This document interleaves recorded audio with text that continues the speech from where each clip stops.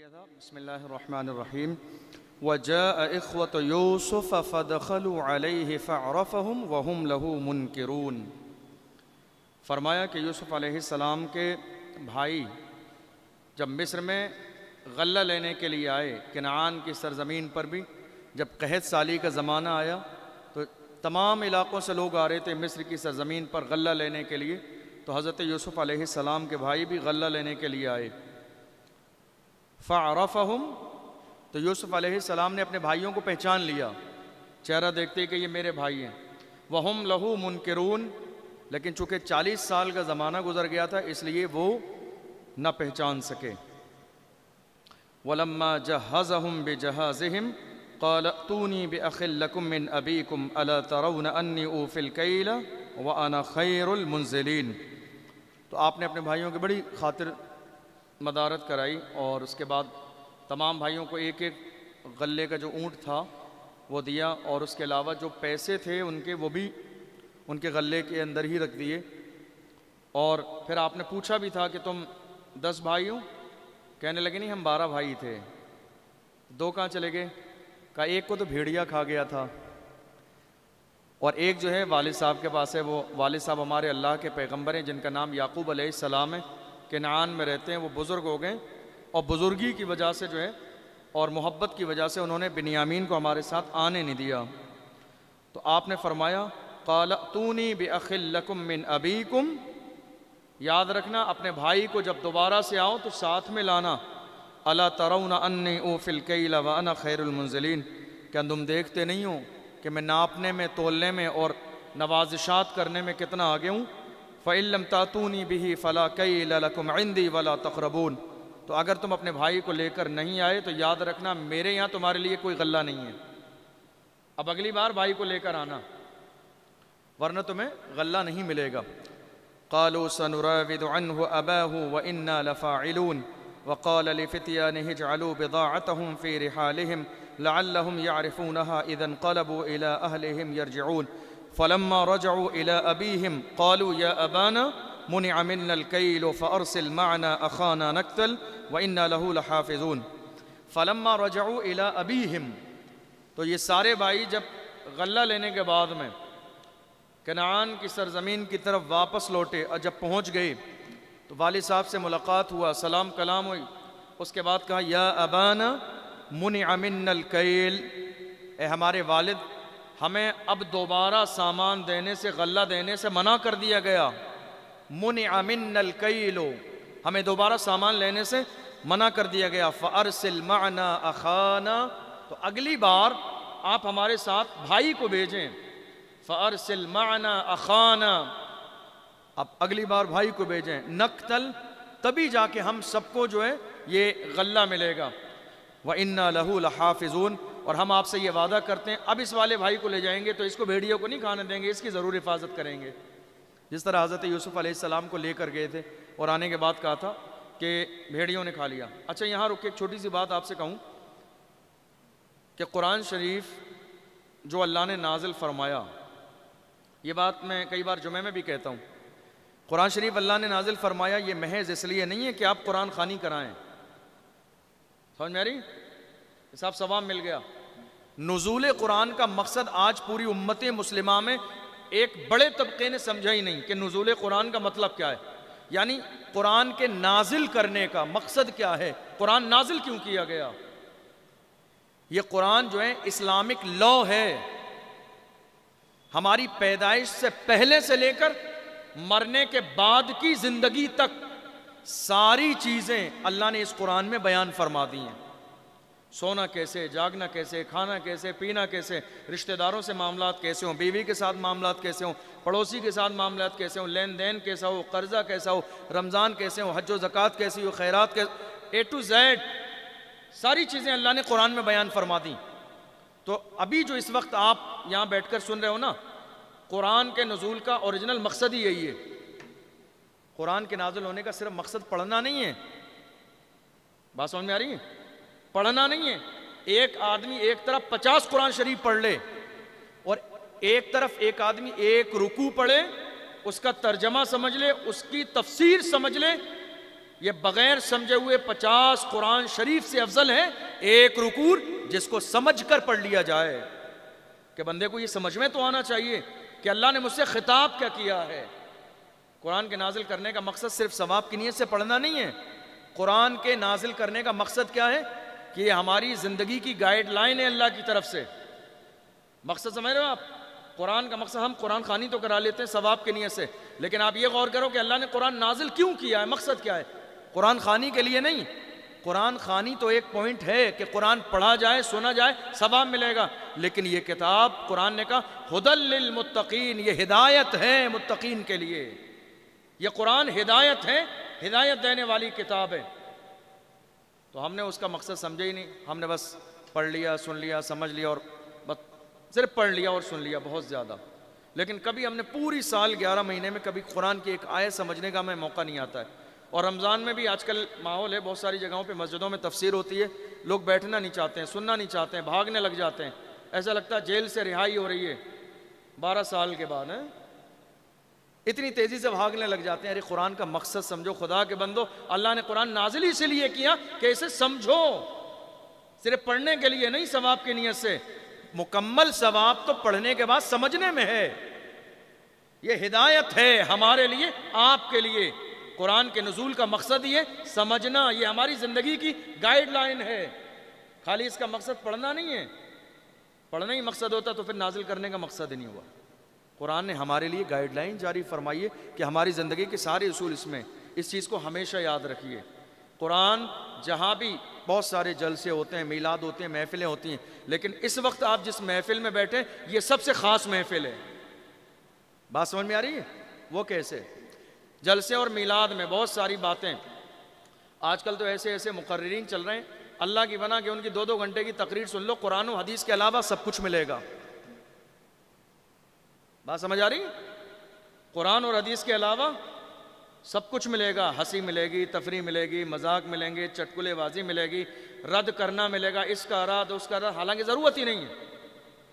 یہ جو نماز تراویح کے بعد جو تھوڑی دیر کی ہماری آپ کی محفل ہوتی ہے، یہ بہت اہم محفل ہے، چونکہ یہاں کوئی بات اپنی رائے اور مرضی سے نہیں ہوتی، بلکہ قرآن مقدس کھلا ہوا آپ کی نگاہوں کے سامنے رکھا ہوا ہے، اور ایک ایک حرف وہی ہے جو قرآن کی آیت کا ترجمہ اور اس کی تفسیر ہے۔ اور یہ ہمارے لیے بہت لازم ہے۔ رمضان میں پہلے رمضان سے نیت کر لیا کریں کہ آپ جہاں بھی تراویح پڑھیں گے، اگر وہاں تفسیر سنائی جاتی ہے تو تفسیر ضرور سنیں گے، چونکہ قرآن کے نازل ہونے کا مقصد یہی ہے کہ بندے اس کو سنیں اور سمجھیں کہ اللہ نے نازل کیوں فرمایا قرآن مقدس کو۔ تو حضرت یوسف علیہ السلام کے بھائیوں نے کہا، اب یہ یوسف علیہ السلام کے بھائی کا جو قصہ چل رہا ہے میں نے بتایا تھا، اس کو قرآن نے کیا کہا؟ اِنَّا أَنزَلْنَاهُ قُرْآنًا عَرَبِيًّا لَعَلَّكُمْ تَعْقِلُونَ نَحْنُ نَقُصُّ عَلَيْكَ أَحْسَنَ الْقَصَصِ۔ کیا کہا قرآن نے؟ احسن القصص، یعنی جتنے بھی قصے قرآن میں بیان کیے گئے ان سب میں سب سے اچھا قصہ، ان میں سب سے اچھا بیان خود قرآن میں اللہ نے فرمایا، مفسرین نے فرمایا سب سے اچھا بیان اس لیے ہے کہ چونکہ انسانوں کی زندگی کے تمام نشیب و فراز، اتار چڑھاؤ، ہر طرح کی بات اس واقعے میں موجود ہے۔ غریبی بھی ہے، پریشانی بھی ہے، ظلم بھی ہے، زبردستی بھی ہے، صبر بھی ہے، اور صبر کے بعد بڑا منصب ملنا بھی ہے، ساری چیزیں اس واقعے میں موجود ہیں، اس لیے اس کو احسن القصص کہا گیا۔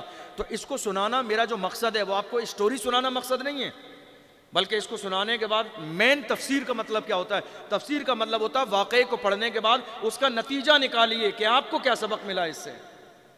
خالی واقعہ سنانا مقصد نہیں ہے، اسٹوری سنانا مقصد نہیں ہے، آپ نے کیا رزلٹ نکالا قرآن کی اس آیت سے؟ تو انہوں نے کہا کہ ہمیں منع کر دیا گیا، اگر آپ بنیامین کو نہیں بھیجیں گے تو اگلی بار تو ملنا مشکل ہے۔ حضرت یعقوب علیہ السلام نے فرمایا قال هل آمنکم علیہ کما امنتکم علی اخیہ من قبل، فرمایا کیا میں تمہارے اوپر ویسے ہی بھروسہ کر لوں جیسے یوسف کے بارے میں کیا تھا؟ اس وقت ہی تم نے یہی کہا تھا نہیں حفاظت کریں گے، لے جائیں گے، ہم ایک ونحن عصبہ، ہم جماعت ہیں، ہم کیسے حفاظت نہیں کر پائیں گے؟ اب پھر کر لوں؟ فاللہ خیر حافظا وہو ارحم الراحمین، تو اللہ ہی بہتر حفاظت کرنے والا ہے اور وہی سب سے زیادہ رحم کرنے والا ہے۔ وَلَمَّا فَتَحُوا مَتَاعَهُمْ وَجَدُوا بِضَاعَتَهُمْ رُدَّتْ إِلَيْهِمْ، تو جب انہوں نے وَلَمَّا فَتَحُوا مَتَاعَهُمْ، تو انہوں نے جب اپنا سامان کھولا، وَجَدُوا بِضَاعَتَهُمْ، تو انہوں نے اپنا وہ مال، وہ پونجی اسی میں پائی، ردت الیہم جو ان کی طرف واپس پلٹا دی گئی. قالوا یا ابانا ما نبغی انہوں نے کہا اے ہمارے والد اور اس سے زیادہ ہمیں کیا چاہیے. قالوا یا ابانا ما نبغی اس سے زیادہ ہمیں کیا چاہیے, سامان بھی مل گیا, پیسے بھی واپس دے دیے, مہمان نوازی بھی ہو گئی, بڑھیا سے کھلا پلا بھی دیا, اور اس سے زیادہ کیا چاہیے. هذه بضاعتنا ردت الینا یہ ہمارا جو ہے پیسے درہم و دینار جو لوٹا دیے گا. ونمیر اہلنا ونحفظ اخانا ونزداد کیل بعیر ذلک کیل یسیر ہم جو ہے اگر بنیامین کو لے جائیں گے تو ہمیں ایک اونٹ اور زیادہ غلہ ملے گا, اور اگر نہیں لے کے گئے تو کسی کو نہیں ملے گا, اس لیے آپ بھیج دیجئے. حضرت یعقوب علیہ السلام نے جب دیکھا صورتحال یہ ہے کہ اگر میں نے نہیں بھیجا تو خاندان کے جتنے بھی نوجوان بوڑھے بچے بچیاں سب بھوک پیاس سے پریشان ہو جائیں گے, تو آپ نے ارادہ کیا کہ میں بنیامین کو بھیجوں گا. چونکہ مجبوری کی صورت تھی, سمجھ لیں اسی کو کہتے ہیں مجبوری کی صورت, شرعی عذر, یہی ہے کہ کوئی چارہ نہ ہو اس کے علاوہ. قال لن ارسله معكم حتى تؤتون موثقا من الله لتأتونني به الا ان يحاط بكم آپ نے فرمایا لن ارسله معكم میں تمہارے ساتھ ہرگز یہ بنیامین کو نہیں بھیجوں گا حتى تؤتون موثقا من الله یہاں تک کہ تم اللہ کے سامنے مجھ سے پکا عہد نہ کر لو, تم پکا وعدہ کرو, اس بار وعدہ کرو کہ تم لے جاؤ گے تو واپس سلامتی کے ساتھ لے کر آؤ گے. لتأتونني به الا ان يحاط بكم لے کر آؤ گے, یا پھر یہ ہے کہ کوئی بڑی مصیبت آ جائے. اگر کوئی معاملہ اللہ ہی کی طرف سے پیش آتا ہے تو پھر اللہ حفاظت کرنے والا, لیکن تمہاری اپنی کوتاہی نہیں ہوگی. فلما آتوه موثقهم قال الله على ما نقول وکیل تو سارے بیٹوں نے جو ہے اس بات پر عہد کیا کہ ہم لے کر جائیں گے اور حفاظت کے ساتھ لائیں گے.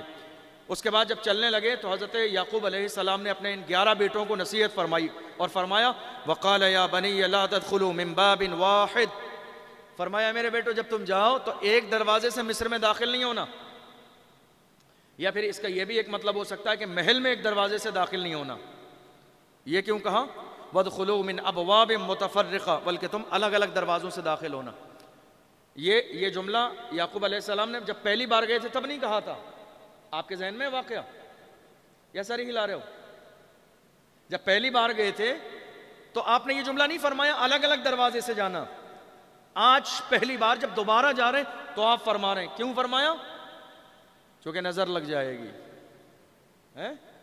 نظر اس لیے پہلی بار نہیں فرمایا کہ پہلی بار جب گئے تھے تو وہ لوگ جانتے ہی نہیں تھے کہ سارے آپ بھائی ہیں, یوں تو بھیڑ ساری آئی رہی تھی چاروں طرف سے, کوئی جانتا ہی نہیں تھا کہ آپ 1001 والد کی اولاد ہیں, تو لامحالہ نظر کا سوال نہیں تھا. لیکن دوسری بار آپ نے اس لیے فرمایا الگ الگ دروازوں سے داخل ہونا کیونکہ دوسری بار میں سارے لوگ آپ کو جان چکے تھے کہ یوسف علیہ السلام نے بڑی مہمان نوازی کی, تو سارے جان گئے. پوچھ بھی لیا لوگوں نے تم سب ایک باپ کی اولاد ہو, تو کہیں ایسا نہ لوگ کہتے ہیں ایک باپ کے اتنے بہت سارے بیٹے, اور نظر لگانے والے تو سبحان اللہ کیا کہنے.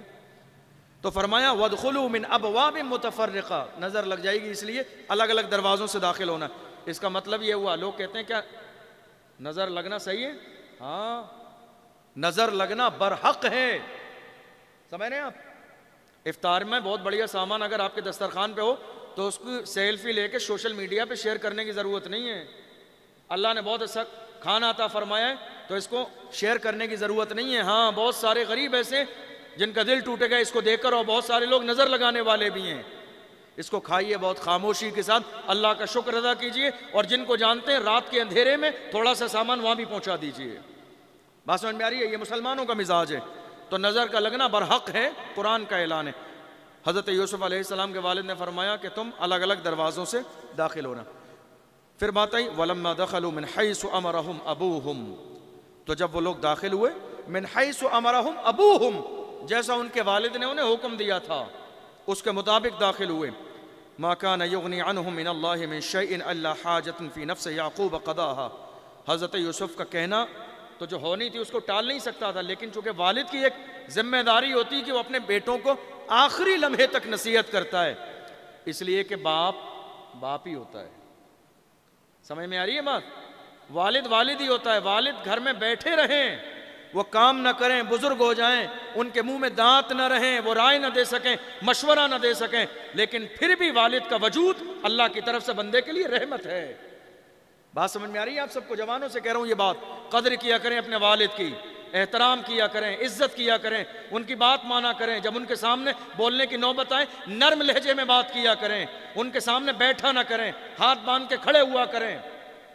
بات سمجھ میں آ رہی ہے؟ جس طرح علماء کے سامنے، حضرت کے سامنے ہاتھ باندھ کے کھڑے ہوتے ہیں، حضرت سے زیادہ پہلے مرتبہ والد کا ہے۔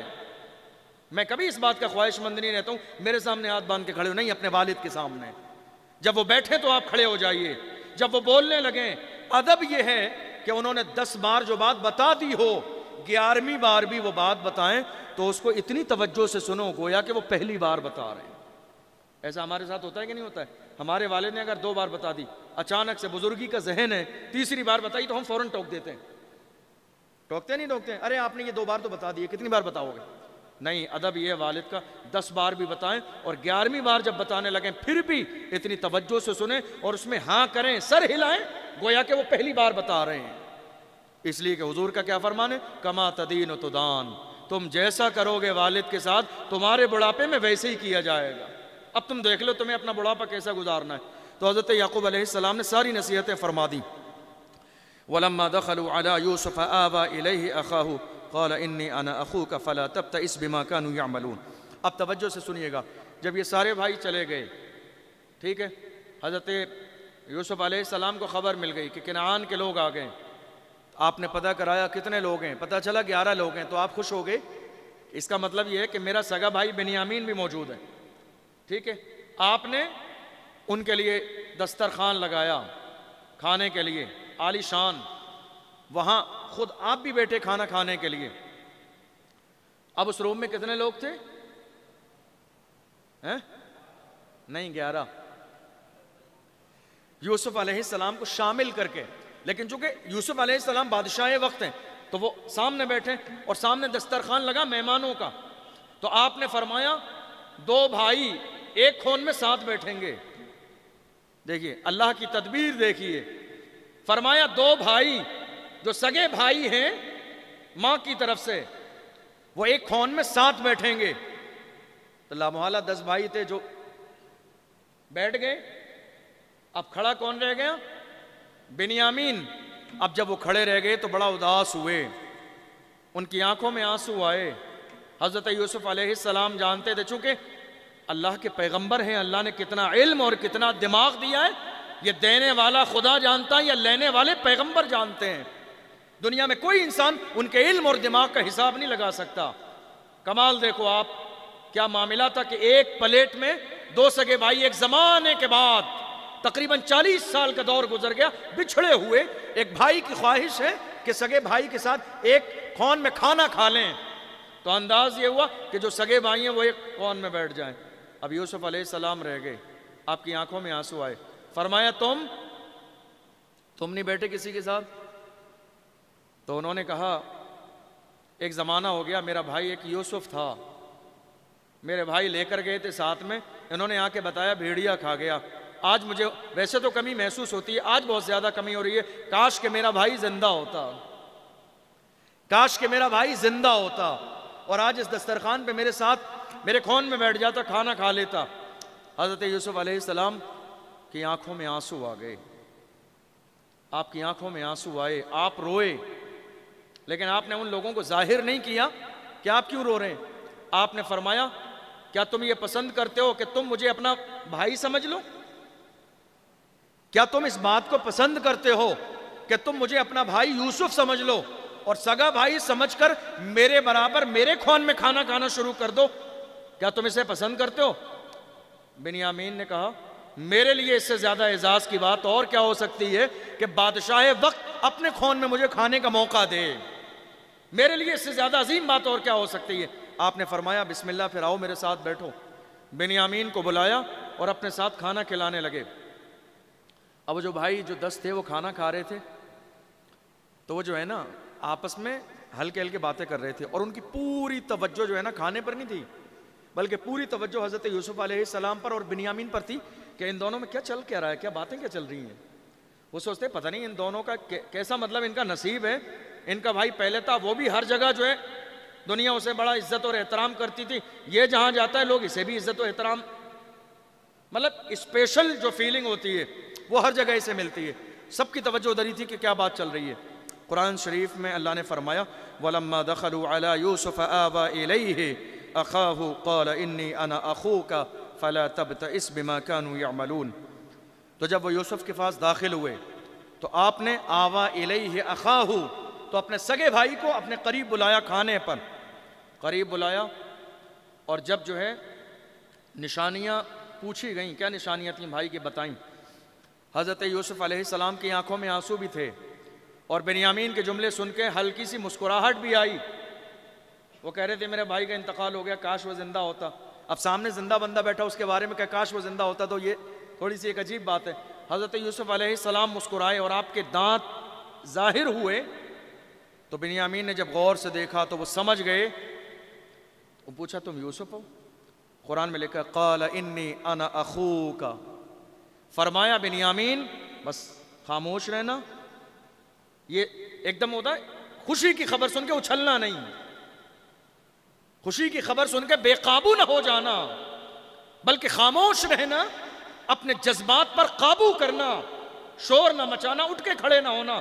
تم جتنی خاموشی سے، جس عاجزی سے، جتنی تواضع سے، نرمی کے ساتھ سر جھکا کے کھانا کھا رہے ہو ویسے ہی کھانا کھاتے رہنا. یہ ظاہر نہ کرنا، ہاں یقین کر لو انی انا اخوک، میں ہی تمہارا بھائی یوسف ہوں. لیکن تم ظاہر نہ کرنا، بس جس طرح نارمل کھانا کھاتے ہو کھاتے رہو. ابھی راز کھولنا نہیں ہے، ابھی ٹائم ہے. ابھی اللہ کی مرضی نہیں ہے کہ یہ راز ظاہر ہو بھائیوں کے سامنے، ابھی ٹائم ہے اس میں. تو فرمایا انی انا اخوک فلا تبتئس بما كانوا يعملون. تم پریشان نہ ہو، غمزدہ نہ ہو، تم اس بات پر اطمینان رکھو کہ تمہارا بھائی یوسف ہے. ساری باتیں ہوتی رہیں. وہ لوگ کھانا کھا کے چلے گئے. حضرت یوسف علیہ السلام نے بنیامین کو روک لیا. اب وہ لوگ باہر جا کے بہت زیادہ ٹینشن میں تھے، سارے بھائی ہیں وہ لوگ بہت ٹینشن میں تھے. پتہ نہیں کیا باتیں چل رہی ہوں گی، پتہ نہیں روم کے اندر کیا باتیں ہو رہی ہوں گی، پتہ نہیں کیا ڈسکس چل رہا ہو گیا، پتہ نہیں کیا معاملات طے ہو رہے ہوں گے. وہ بہت ٹینشن میں تھے. خیر حضرت یوسف علیہ السلام نے ساری داستان بنیامین کو بتائی کہ میرے ساتھ ایسا ہوا، یہ میری زندگی کے سارے مراحل گزرے. اور حضرت بنیامین نے بھی پوری داستان حضرت یعقوب علیہ السلام کی ساری خبر حضرت یوسف علیہ السلام کو دی. آپ بہت غمزدہ بھی ہوئے، پریشان بھی ہوئے، لیکن اس کے بعد اللہ کا شکر ادا کیا کہ اللہ کا شکر ہے کہ اللہ نے ہمیں ایک بار پھر سے ملا دیا. یہاں ایک سوال آپ کے ذہن میں یا کسی کے ذہن میں آ سکتا ہے کہ حضرت یوسف علیہ السلام جب بادشاہ مصر بنے تو ان کے لیے کنعان بہت زیادہ دور نہیں تھا. تو یہ جو 40 سال کی والد کی جدائی تھی، وہ چاہتے تو کسی کو، وہ اپنا ملک بھی جانتے تھے، اپنا شہر بھی جانتے تھے، اور قحط سالی کے ان 7 سالوں میں لوگ چاروں طرف سے آ بھی رہے تھے. تو حضرت یوسف علیہ السلام نے اپنے والد سے ملنے کی کوشش کیوں نہیں کی؟ یہ ایک سوال ہے نا. اتنا لمبا زمانہ ہو گیا 40 سال کا، تو ملنے کی کوشش کیوں نہیں کی؟ والد کے پاس گئے کیوں نہیں یا انہیں بلایا کیوں نہیں؟ مفسرین فرماتے ہیں اللہ کی مرضی یہی تھی کہ اس انداز میں ملاقات ہو. اس لیے کہ کیا ہے نا کہ جب بہت زیادہ دن کے بعد کسی اپنے سے ملاقات ہوتی ہے تو محبتوں میں اضافہ ہو جاتا ہے. زیادہ دن کے بعد ملاقات ہوتی ہے نا تو محبتوں میں اضافہ ہو جاتا ہے، اہمیت اور زیادہ اجاگر ہو جاتی ہے. بات سمجھ میں آ رہی؟ جیسے ہماری آپ کی زندگی میں جو چیزیں ہمیں بغیر محنت کے مل جاتی ہیں ان کی کوئی قدر نہیں ہوتی.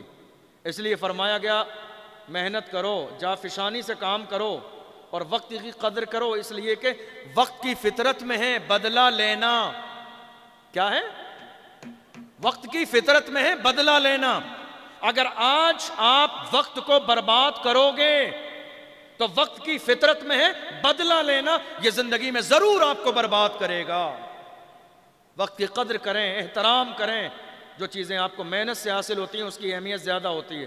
تو اللہ کی حکمت یہی تھی کہ اتنے زمانے کے بعد جو ہے ملاقات ہو. تو ساری چیزیں حضرت یوسف علیہ السلام اور بنیامین میں سب باتیں ہو گئی. بس آج فائنلی کریں گے اس کو تھوڑی سی دیر میں. تو اس کے بعد آپ نے فرمایا، بنیامین نے کہا کہ میں اب نہیں جاؤں گا آپ کو چھوڑ کے، میں اب جاؤں گا نہیں آپ کو چھوڑ کے، اب تو میرے کو یہیں رہنا ہے محل میں ہی آپ کے ساتھ، اب جانا نہیں آپ کو چھوڑ کے. تو آپ نے فرمایا کہ اب ڈائریکٹ رکنا تو بڑا مشکل کام ہے، ڈائریکٹ روکنا تو بڑا مشکل کام ہے، اور والد صاحب بھی ہیں، کہا نہیں میں تو نہیں جاؤں گا، آپ کے ساتھ رکوں گا۔ تو حضرت یوسف علیہ السلام میں اور بنیامین میں مشورہ ہوا۔ مشورہ یہ ہوا کہ جب ان کا اونٹ تیار کیا جائے گا، اس اونٹ پر کجاوے باندھ دیے جائیں گے، تو ان کے غلے میں عزیز مصر کے پانی پینے کا پیالہ رکھ دیا جائے گا، اور اس کے بعد انہیں روکا جائے گا، اس لیے کہ چونکہ دونوں بھائی ہیں اور دونوں جانتے ہیں یعقوب علیہ السلام کا دور ہے، اور ان کی شریعت کا حکم یہ تھا چوری کرنے والے کے لیے کہ اگر کوئی شخص چوری کر لے تو اس کے بدلے میں اسی کو روک کر غلام بنایا جائے گا۔ ٹھیک ہے، قرآن نے اسی کو کہا کذالک کدنا لیوسف۔ اب یہ حیلہ ضرور ہے، لیکن قرآن نے کیا کہا؟ خبردار اس کی نسبت یوسف کی طرف نہ کرنا۔ کذالک کدنا لیوسف، یہ تدبیر ہے جو یوسف کو ہم نے سکھائی ہے۔ قرآن نے کیا کہا؟ کذالک کدنا لیوسف، یہ تدبیر ہے جو یوسف کو ہم نے سکھائی ہے۔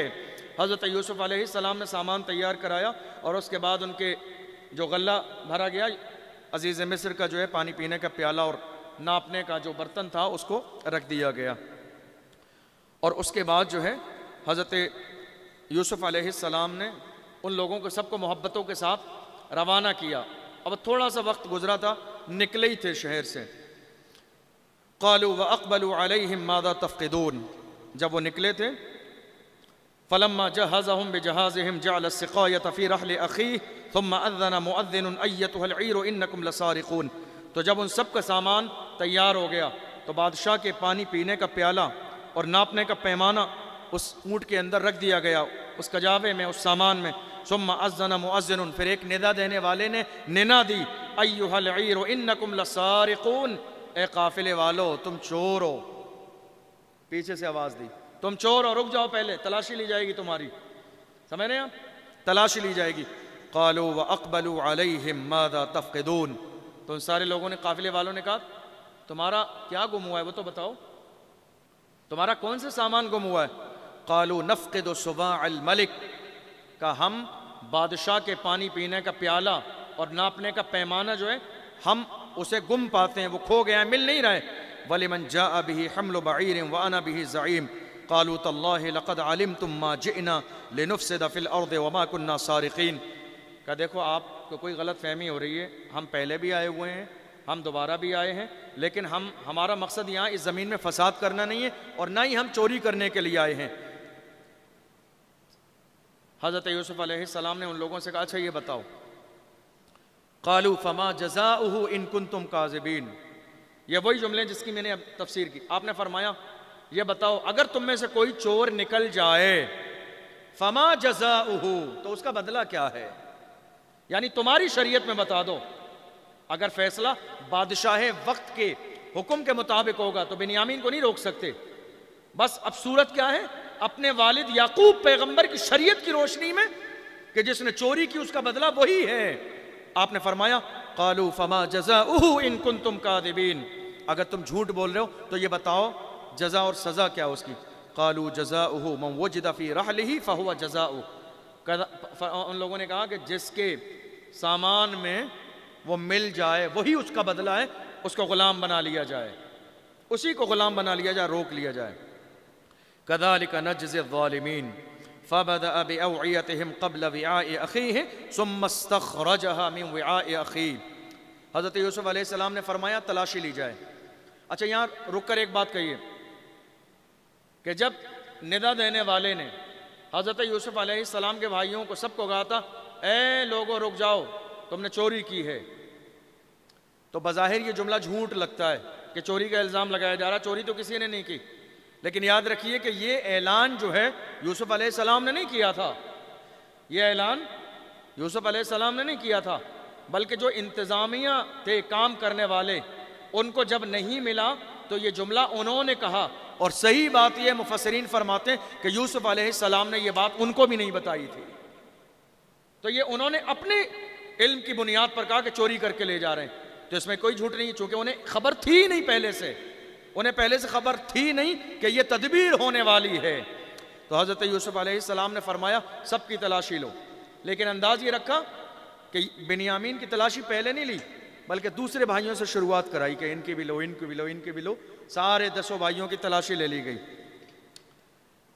کذالک کدنا لیوسف، آخر میں آپ کے بھائی بنیامین کی جب بنیامین کی تلاشی لی گئی تو وہ نکل آیا، تو اللہ نے فرمایا کذالک کدنا لیوسف، یہ تدبیر ہم نے یوسف کو سکھائی۔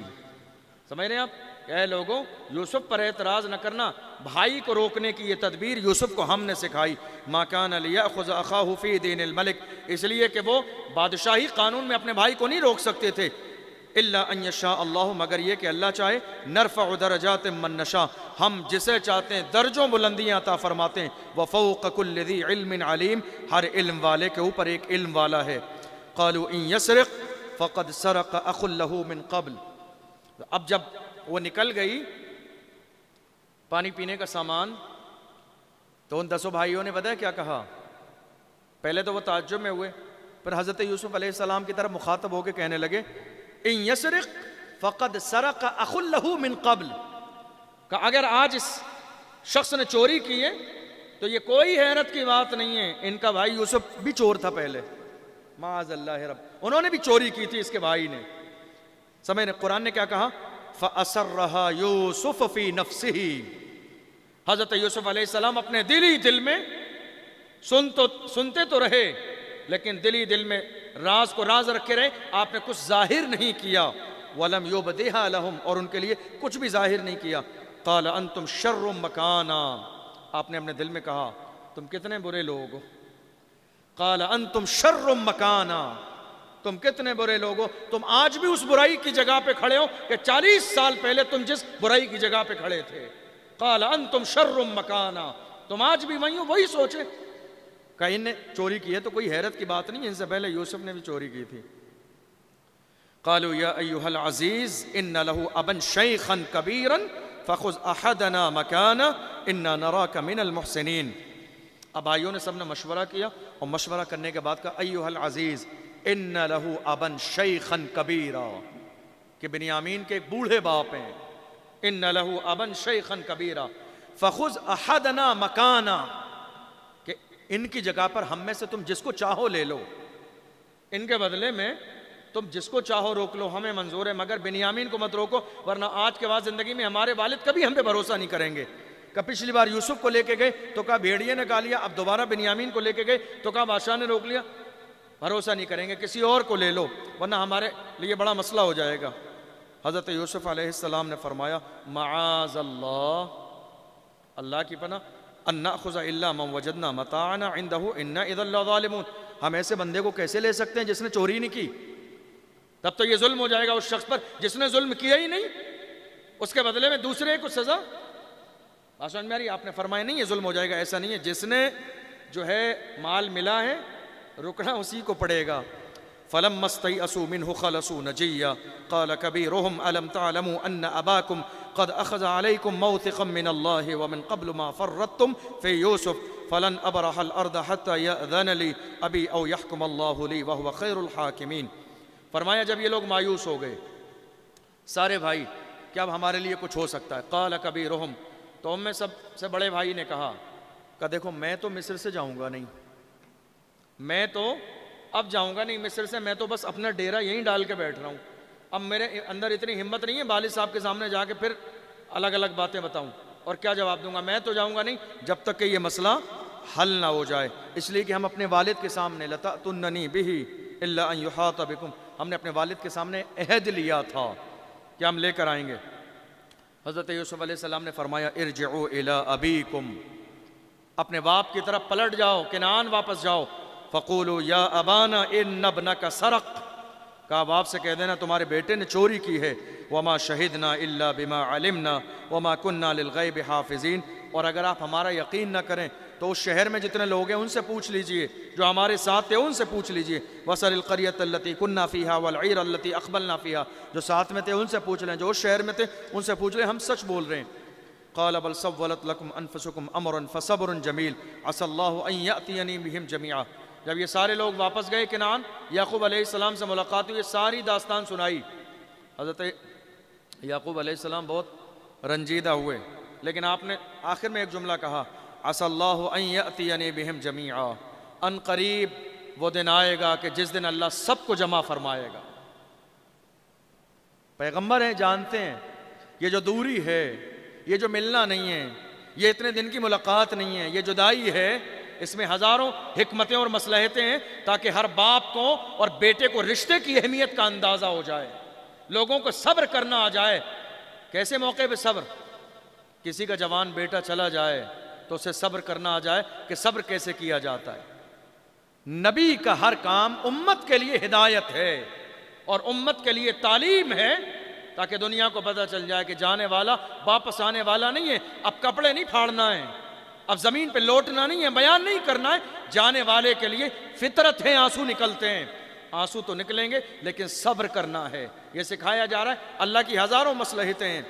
سارے بھائیوں نے جا کے کہا تو حضرت یعقوب علیہ السلام نے فرمایا عسى اللہ ان یأتینی بہم جمیعا، ان قریب وہ دن آئے گا کہ اللہ سارے گھر والوں کو جمع کرے گا۔ گویا کہ یوسف علیہ السلام کا اشارہ تھا یعقوب علیہ السلام کا کہ یوسف ملیں گے، اس لیے آپ نے آج تک آس نہیں چھوڑی تھی، سمجھے؟ ایک جو ہے روایت یہاں تک آج میں نے دیکھی تفسیر کی کتاب میں کہ یعقوب علیہ السلام نے حضرت ملک الموت سے پوچھا کہ یہ بتاؤ کیا تم نے میرے بیٹے یوسف کی روح قبض کی ہے؟ کوئی خبر دے سکے نہ دے سکے، تم اس مسئلے کو بہتر جانتے ہو کہ کیا تم نے میرے بیٹے یوسف کی روح قبض کی ہے؟ کہا نہیں، یوسف کی روح ابھی تک قبض نہیں کی گئی۔ تو آپ نے فرمایا عسى اللہ ان یأتینی بہم جمیعا، انشاءاللہ ان قریب وہ دن آئے گا کہ اللہ پورے گھر والوں کو جمع فرمائے گا۔ آپ کا اشارہ تھا حضرت یوسف کے ملنے کی طرف، انہ هو العلیم الحکیم، بے شک میرا خدا علم والا اور حکمتوں والا ہے۔ وتولی عنہم، اور آپ نے سارے بیٹوں سے چہرہ پھیر لیا، بات کرتے رہے، اتنی بات ہوئی اور چہرہ پھیر لیا، دوسری طرف دیکھنے لگے۔ وقال یا اسف علی یوسف، ہائے افسوس یوسف کی جدائی پر۔ وقال یا اسف علی یوسف، قرآن کا انداز دیکھیے آپ، پوری کائنات میں قرآن جیسی فصیح و بلیغ کتاب نہ ہے نہ ہو سکتی ہے۔ قرآن نے کیا کہا؟ وقال یا اسف علی یوسف، ہائے جدائی، ہائے یوسف کی جدائی پر افسوس۔ وَبِيَضَّتْ عَيْنَاهُ مِنَ الْحُزْنِ، وَبِيَضَّتْ عَيْنَاهُ، عین عربی میں کہتے ہیں آنکھ کو، وَبِيَضَّتْ معنی ہوتا ہے سفید ہو جانا، وَبِيَضَّتْ عَيْنَاهُ مِنَ الْحُزْنِ، حزن عربی کا لفظ ہے جس کا مطلب ہوتا ہے غم، پریشانی، مصیبتیں۔ فرمایا وَبِيَضَّتْ عَيْنَاهُ مِنَ الْحُزْنِ، تو یعقوب علیہ السلام کی آنکھیں غم کی وجہ سے سفید ہو گئیں، یعنی آپ نابینا ہو گئے، دکھنا بند ہو گیا آپ کو، اتنا روئے فراق یوسف میں۔ جدائی اتنی آسان نہیں ہوتی ہے، جدائی کسی کی بھی ہو، جو لوگ گھر سے دور رہتے ہیں ان سے پوچھیے آپ، جو ماں باپ سے دور رہتے ہیں، جو پڑھنے جاتے ہیں، جو تعلیم حاصل کرتے ہیں، جو سفر میں رہتے ہیں، ان سے پوچھیے، اتنا آسان نہیں ہوتا ہے گھر کو چھوڑنا، ماں باپ کو چھوڑنا۔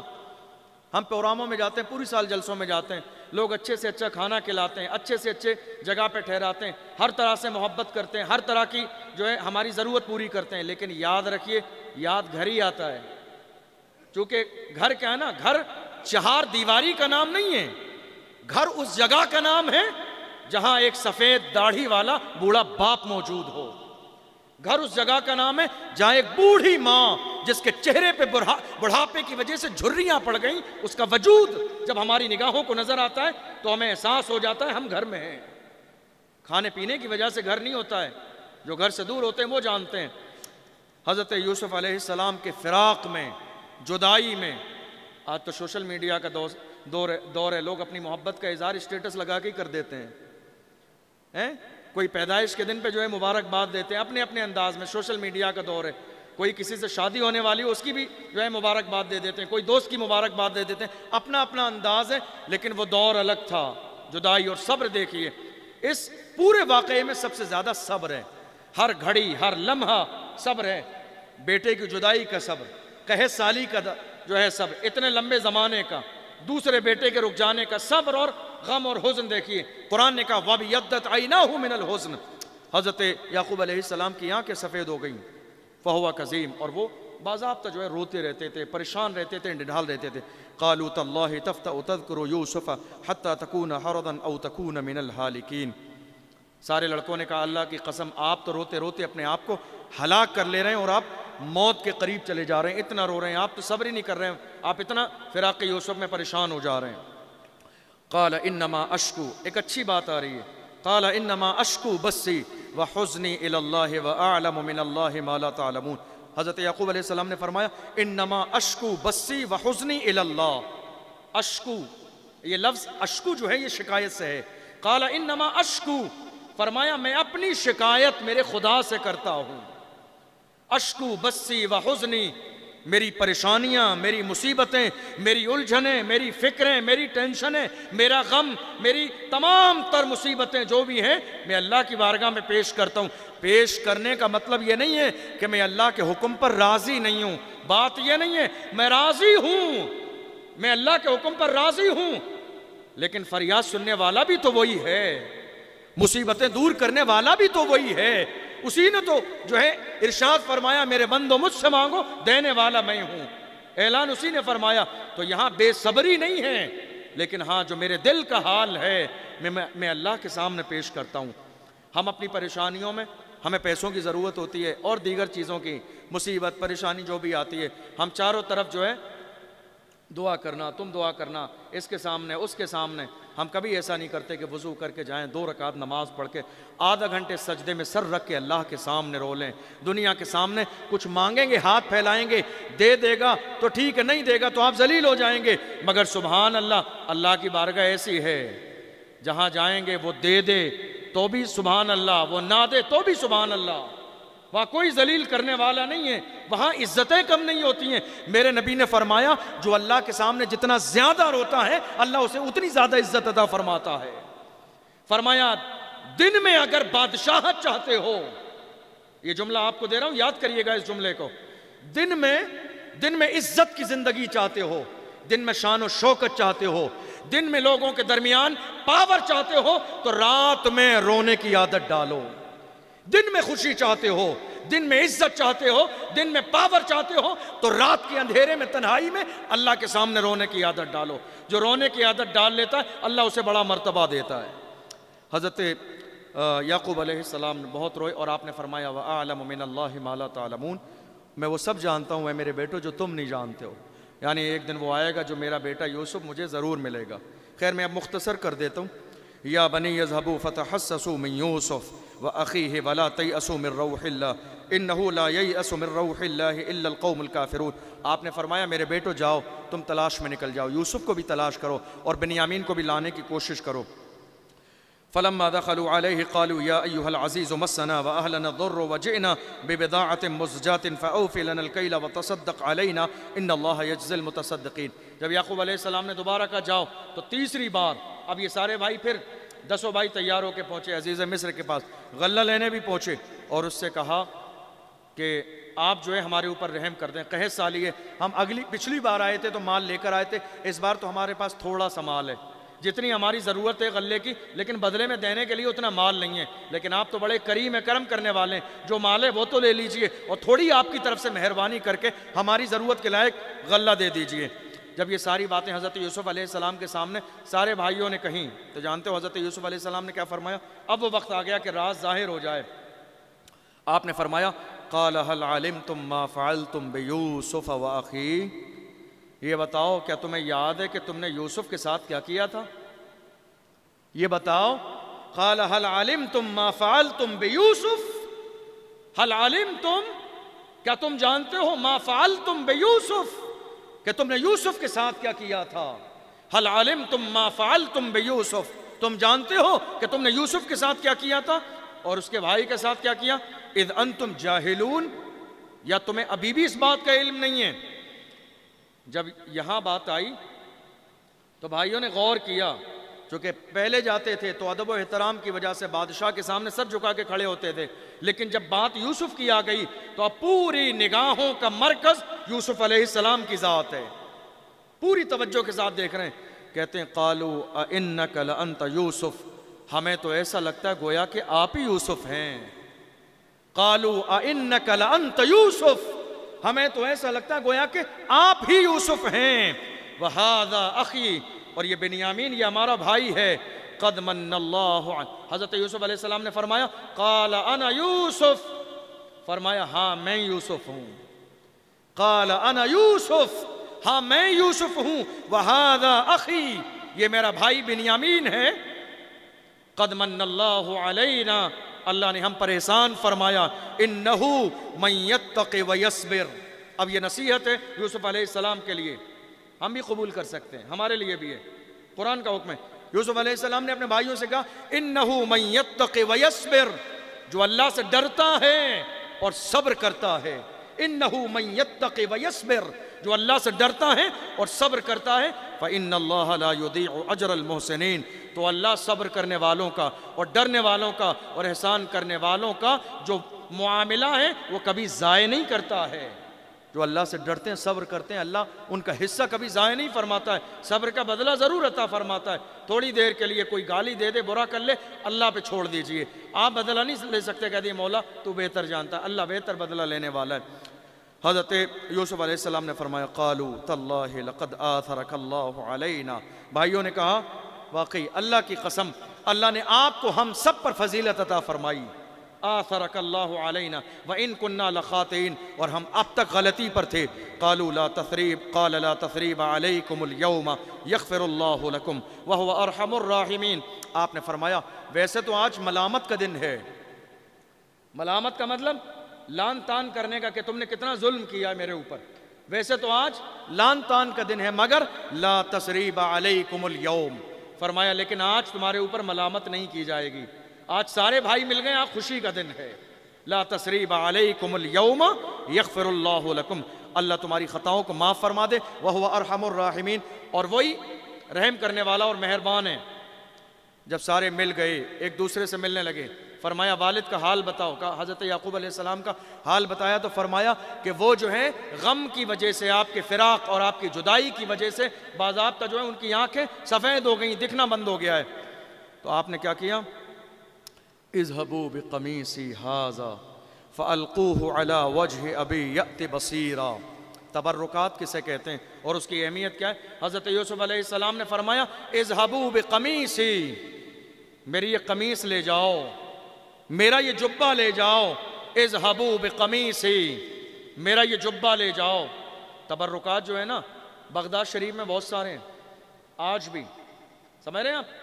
بغداد شریف میں بہت سارے تبرکات ہیں. اس سال کوشش کیجئے میرے ساتھ چلیے گا بغداد شریف 11ویں شریف میں. میں دعا کر رہا ہوں اللہ مجھے اور آپ سب کو بغداد شریف کی حاضری اس سال نصیب فرمائے. چلیے گا آپ، بہت سارے تبرکات ہیں حضور کے زمانے کے، صحابہ کے، تابعین کے. سمجھو ان کی بارگاہوں میں موجود ہونا ہی یہ ہماری زندگی کی معراج ہے.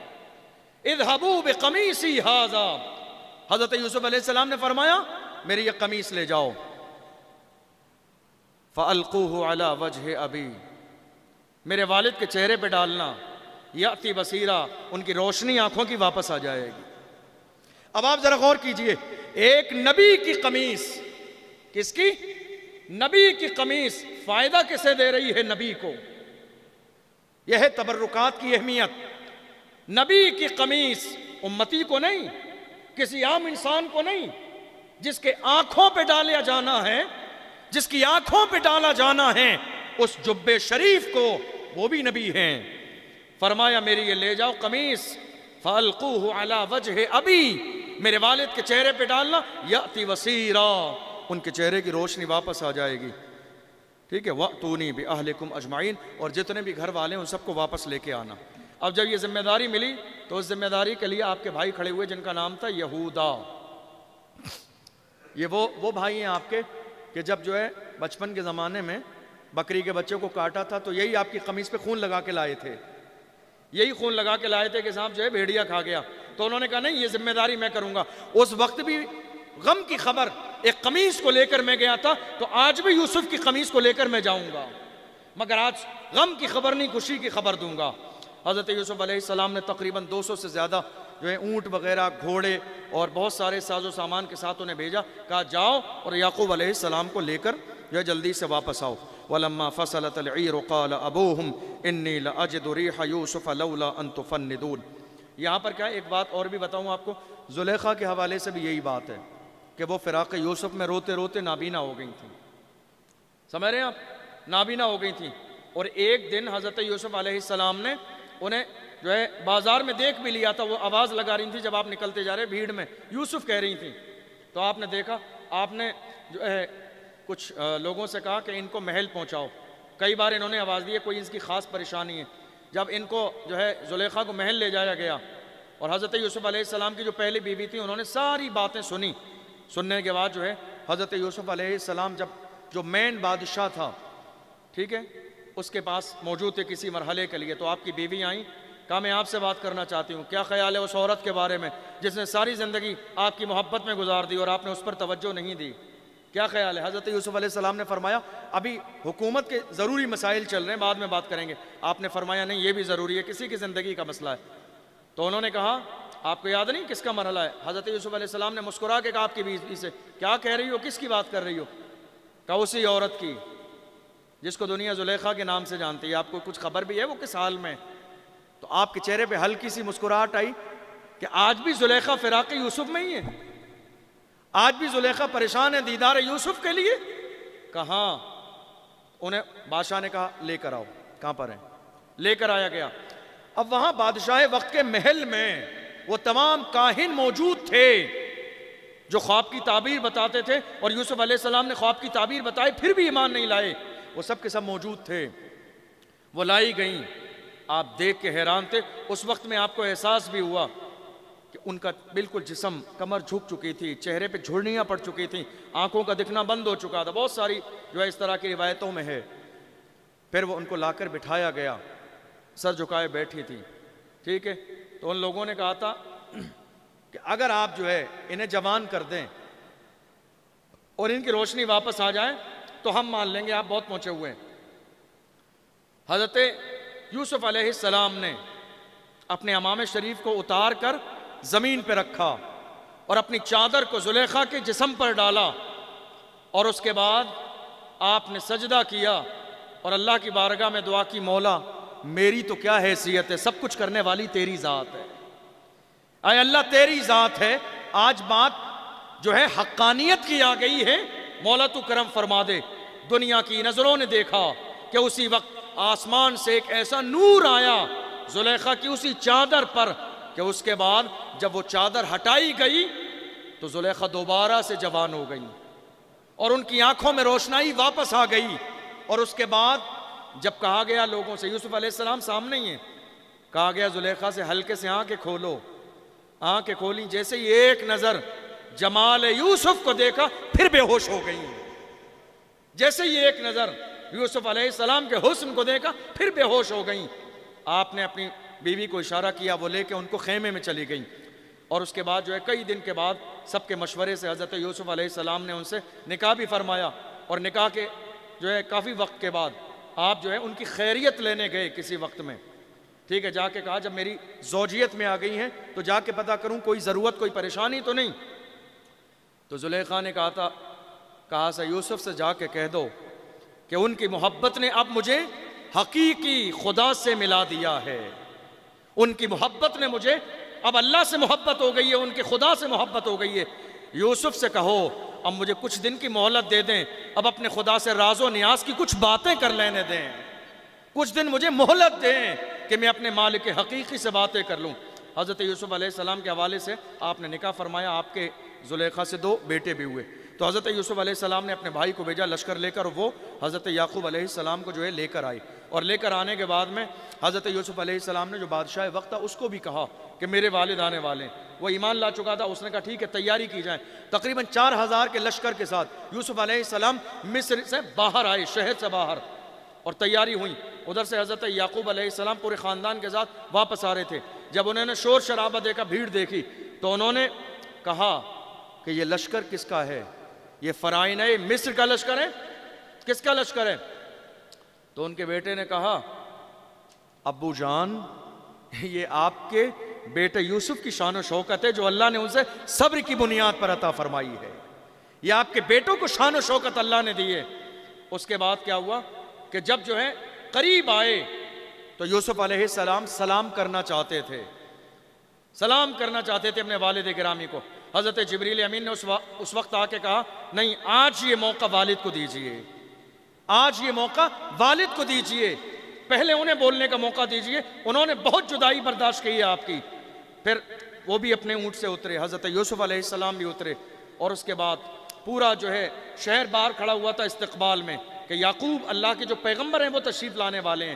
حضرت یوسف علیہ السلام بھی گئے اور دونوں ملے، اور اس کے بعد جیسے ہی ملے، گلے سے ملے، رونے لگے، بے ہوش ہو گئے. پھر دوبارہ سے ہوش میں لایا گیا، پھر گلے سے ملے، پھر بے ہوش ہو گئے، پھر ہوش میں لایا گیا پانی کے قطرے ڈال کر، پھر گلے سے ملے، پھر بے ہوش ہو گئے. فرشتوں نے کہا مولا مولا کیا اتنی محبت بھی کسی میں ہو سکتی ہے؟ تو اللہ نے فرمایا ہاں، اس سے زیادہ محبت میں اپنے بندوں سے کرتا ہوں، اس سے زیادہ محبت میں اپنے بندوں سے کرتا ہوں. آپ ذرا محسوس تو کیجئے اس محبت کو. نماز چھوڑتے وقت میں یہ ضرور خیال لایا کریں، تراویح چھوڑتے وقت میں یہ ضرور خیال لایا کریں کہ اللہ آپ سے کتنی محبت کرتا ہے. یہ ضرور دل و دماغ میں سوچا کریں. حضرت یعقوب علیہ السلام کو وہاں خیمے میں ٹھہرایا گیا، استقبال ہوا، اور اس کے بعد جو ہے قرآن نے کہا ادخلوا مصر انشاء اللہ آمنین، امن کے ساتھ مصر میں داخل ہو جاؤ. ورفع ابویہ علی العرش وخروا له سجدا. اس کے بعد وہ سارے لوگ آ گئے حضرت یعقوب علیہ السلام کو اور اپنی والدہ کو، جو کہ آپ کی خالہ تھیں، جن کو والدہ کہا گیا، ان کو اپنے برابر بٹھایا، اور اس کے بعد آپ کے بھائیوں نے سجدہ کیا. اس کے بعد حضرت یوسف علیہ السلام نے فرمایا ھذا تأویل رؤیایا، یہ میرے اسی خواب کی تعبیر ہے جب میں نے پہلے دن خواب دیکھا تھا کہ 11 ستارے اور ایک چاند اور ایک سورج مجھے سجدہ کریں گے. مفسرین فرماتے ہیں یہ سجدے تعظیمی تھا. اور اس کے بعد تقریباً 24 سال اس دن کے بعد حضرت یعقوب علیہ السلام مصر میں رہے شان و شوکت کے ساتھ. اور جب ان کے انتقال کا وقت قریب آیا تو انہوں نے وصیت کی تھی کہ جب میرا انتقال ہو جائے تو مجھے ارض مقدس میں دفن کرنا. ارض مقدس کیا ہے؟ ملک شام، فلسطین، جہاں بے شمار انبیاء اکرام کے مزارات ہیں. فرمایا مجھے وہاں دفن کرنا. حضرت یعقوب علیہ السلام کے ساتھ ان کے ایک بھائی اور پیدا ہوئے تھے جن کا نام تھا عیس. تو جس دن وہ ساتھ میں ہی پیدا ہوئے تھے، اور جب آپ کا انتقال ہوا 147 سال کی عمر میں، اسی وقت ان کے بھائی عیس کا بھی انتقال ہوا، اور ان کو بھی جو ہے حضرت یعقوب علیہ السلام کو ساج کی لکڑی کا تابوت بنایا گیا اور اس میں لے جایا گیا اور ملک شام میں جو ہے دفن کیا گیا. اور اس کے بعد حضرت یوسف علیہ السلام بھی مصر میں 23 سال تک اس کے بعد آپ نے حکومت کی. اور جب حضرت یوسف علیہ السلام کا آخری وقت آیا تو آخری وقت آنے پر جو ہے جب آپ کا وصال ہوا تو لوگوں میں اختلاف ہوا کافی. مصر کے لوگ چاہتے تھے ہر شخص کہ ہمارے محلے میں آپ کو دفن کیا جائے، ہمارے محلے میں آپ کو دفن کیا جائے. لیکن آخر میں اتفاق رائے سے کہ حضرت یوسف علیہ السلام کی قبر جو ہے دریائے نیل کے بالکل قریب بنائی جائے گی، بلکہ بالکل اس کے نیچے سائیڈ میں، تاکہ جو دریائے نیل کا پانی ہے جسے مصر والے پینے میں استعمال کرتے ہیں تو وہ پانی آپ کی قبر مبارک سے لگتا چلا جائے تاکہ پورے مصر کے لیے تبرک بن جائے. تو اسی انداز میں دریائے نیل میں آپ کو دفن کیا گیا. اور فرماتے ہیں حضرت موسیٰ علیہ السلام کا جب دور آیا، جب فرعون کا دور آیا، موسیٰ علیہ السلام کا دور آیا، تو پانی اندر جانے کی وجہ سے حضرت موسیٰ علیہ السلام نے اس قبر کو کھولا، اور اس کے بعد حضرت یوسف علیہ السلام کی جو ہے جسم مبارک کو ارض مقدس آپ کے والد گرامی کے پہلو میں ملک شام میں لے جا کر دفن کیا گیا تقریباً 400 سال کے بعد. تو یہ حضرت یوسف علیہ السلام. لیکن حضرت یوسف علیہ السلام جو ہے جب واپس آ رہے تھے تو انہوں نے ایک دعا کی تھی. جب ملک شام سے واپس آ رہے تھے تو انہوں نے جانتے ہو کیا کہا تھا؟ انہوں نے کہا تھا رب قد آتیتنی، بس آخری جملہ، رب قد آتیتنی من الملک وعلمتنی من تأویل الاحادیث فاطر السماوات والارض انت ولی فی الدنیا والآخرہ توفنی مسلما والحقنی بالصالحین. جب وہ آنے لگے تو دعا کی رب قد آتیتنی من الملک، اے اللہ تو نے مجھے بادشاہت عطا فرمائی، وعلمتنی من تاویل الاحادیث، اور تو نے مجھے خواب کی تعبیر کا علم عطا فرمایا، فاطر السماوات والارض، تو ہی زمین و آسمان کا پیدا کرنے والا ہے، انت ولی فی الدنیا والآخرہ، تو ہی دنیا و آخرت میں میرا مددگار ہے. دعا کیا فرما رہے؟ توفنی مسلما، اے اللہ مجھے دنیا سے اس حال میں اٹھانا کہ میرا ایمان سلامت ہو. دیکھ رہے ہیں کتنی بڑی دعا ہے یہ. ہم نماز میں دعا کرتے ہیں اے اللہ جب تک زندہ رہیں ایمان کے ساتھ اور جب دنیا سے جائیں ایمان کے ساتھ. یہ کوئی شاذ و نادر دعا نہیں ہے. یوسف علیہ السلام دعا کر رہے ہیں توفنی مسلما، اے اللہ مجھے موت اس حال میں دینا کہ میں صاحب ایمان رہوں.